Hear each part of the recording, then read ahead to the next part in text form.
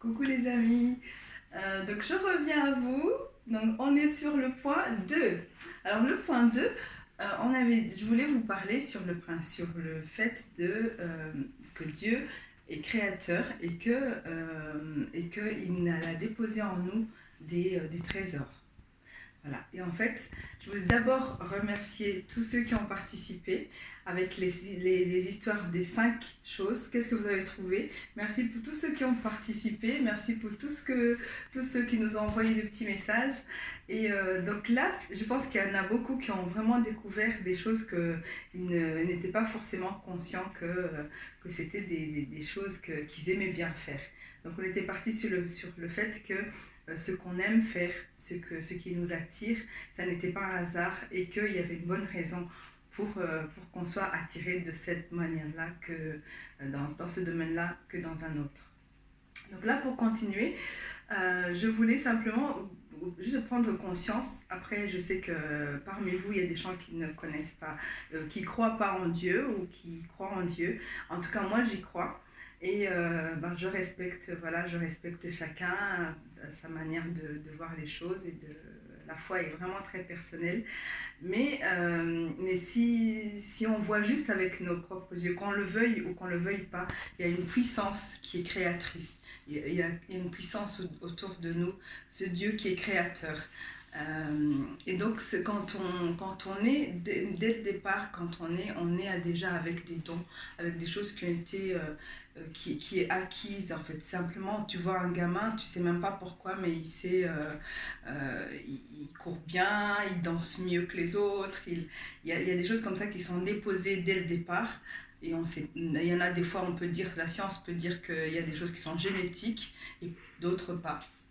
Mais ça n'empêche que voilà, on a ces atouts, ces acquis qu'on n'a pas, qui ont été des dons on a reçus dès notre naissance. On ne sait pas pourquoi, mais toutes ces choses-là ont une raison d'être là.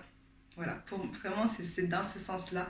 Et vraiment, pour rester dans le cadre de RTC, parce que c'était dans ce cadre-là qu'on travaillait, c'était pour voir que donc on avait tous chacun de la créativité en nous et qu'il suffit juste d'aller la chercher, d'aller la découvrir.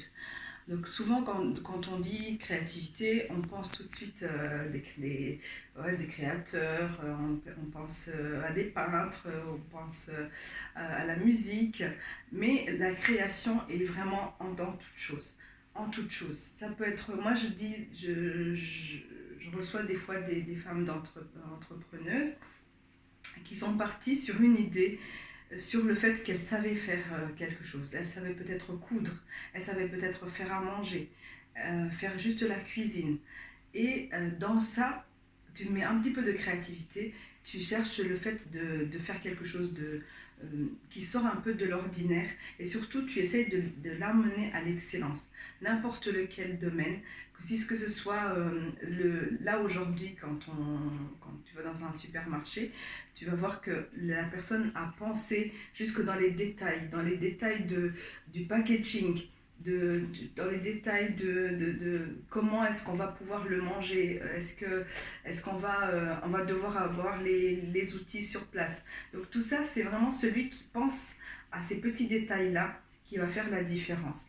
Donc c'est vraiment si vous êtes dans un domaine, n'importe lequel, mais que vous l'aimez bien et que vous voulez voilà, travailler dedans, peut-être aller jusqu'à l'entrepreneuriat là-dedans, posez-vous la question déjà, qu'est-ce que moi j'ai besoin dans ce domaine-là? Qu'est-ce que j'ai besoin pour l'améliorer, pour que les gens ont besoin de ça, pour que les gens ont besoin de cet outil-là. Et vous allez apporter, cette créativité, c'est apporter aussi un plus à quelque chose que tout le monde utilisait normalement. Donc je vais vous donner des exemples concrets. Donc, comme moi par exemple j'ai commencé ma marque Iwatrue Design avec, je regardais tout autour de moi, je me suis dit mais il y a plein de choses qu'on jette en fait et qui sont encore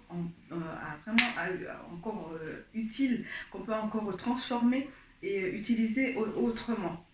Et c'est comme ça que j'ai commencé à faire des tableaux, j'utilisais du papier dessus, j'utilisais du plastique, j'utilisais tout ce qui me tombait sur la main pour essayer de le mettre en valeur et de le voir avec un autre regard. C'est vraiment ça que je veux réveiller en vous. C'est voir les choses avec un autre regard. Pas toujours comme on nous l'a montré, pas toujours comment on veut qu'il soit, mais que vous avez un autre regard à y apporter de votre personnalité, de votre manière de voir les choses.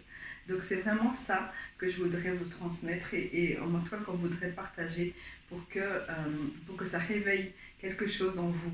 Que ce soit dans l'entrepreneuriat, que ce soit dans la création, que ce soit dans votre quotidien, hein, même pour faire une belle table pour vos invités.